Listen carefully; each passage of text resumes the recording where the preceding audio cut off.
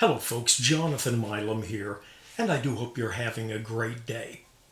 I've got an Olds recording here, which for a long time I've said was from 52, but if you go to the, what is that called? Olds? Hey. Olds Central. And now it's olds-central.com. Clay at Syntex Brass has done a fantastic job enumerating just not only when the near earliest serial numbers for each year were put, but how many were made that year. So you can figure out, winds up, it's not a 51, not a 52. It is a 1951 Olds recording. And I consider this to be in good shape. Of course, 50 and 25, so you'd be looking at about 79 years of age, if I'm thinking correctly. It has the older logo of the Olds recording. Got Olds in block letters straight across, and then recording kind of runs up at an angle. Very, very nice. A mixture of lacquer, and I've actually wondered if perhaps this horn had been just somebody put lacquer on top of the original lacquer. It is definitely a little spotty in places, and I've got some sunlight coming in a window.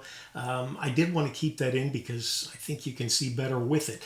But pretty horn, the lead pipe, Rey-o-loy, as is the bell, which according to the Horn Trader is essentially a bronze mix. Of course, you see the lighter yellow brass here. I mentioned in a video that I did yesterday, and if you want to see this horn played more, I made a recording yesterday, 3 Olds recordings, but it has the straight balusters here, where most of the later Olds have a little bit of a balloon look in the part of the upper baluster that's nickel silver. Reason is because this was the older style 2-piece valve guide inside, and the one piece that Olds went to in 52 or late 51, something like that, it gives it a little bit more of a balloon look right through here. Not that it's a big deal. I'm going to start playing before I let my lip get cold, and I think we'll just do the old Broadway song, If I Only Had a Brain. Olds recording, going to be using a wonderful old Mount Vernon. Got a big throat, which is why I like it so much. 7C, deep, big mouthpiece. I think it's got a good sound.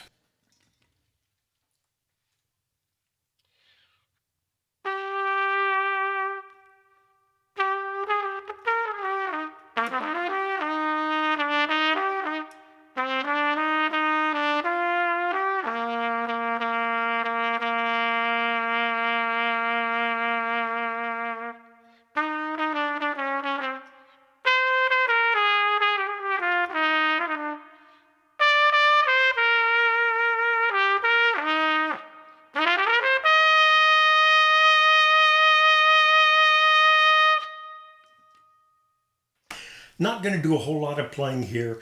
Very simple. If you want to hear this with different mouthpieces, again, you can go to the video that I made yesterday. I used 3 different mouthpieces on it, but I did want to discuss the horn more.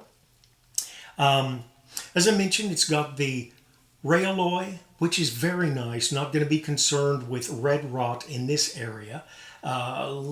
Tuning slide still looks good. In fact, the slides, this horn is still in pretty good shape. I don't see a lot of dingage on either the first or the second slide, which is relatively common. Trigger works good. There you go. And you can also hear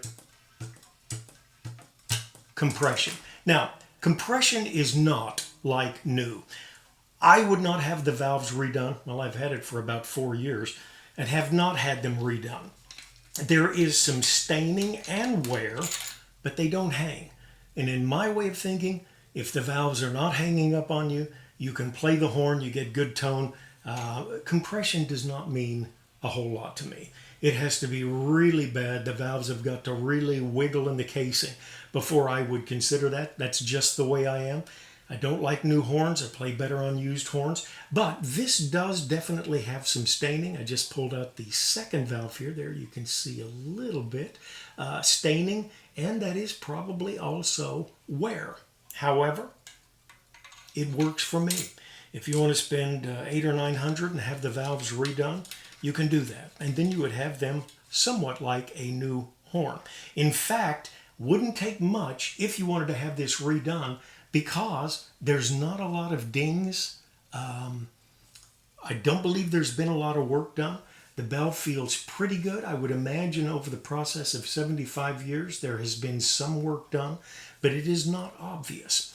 Don't know what more there is to say on this particular horn, except it's a good player. When you do get the Rey-o-loy lead pipe, you get a little richer, and perhaps you might call it a darker tone. I do like the nickel silver lead pipe, which you get on the later Olds recordings. I particularly like that on the cornet, because the cornet with the Rey-o-loy lead pipe really does tend to play dark. Okay, that's just about it with a lovely 1952 Olds recording. I'll put a link down there to the video that I made yesterday where I played it with a couple of other mouthpieces, a lead piece and a commercial sound, and also a slightly smaller but still relatively legit mouthpiece. Okay, take care of yourself and someone near you.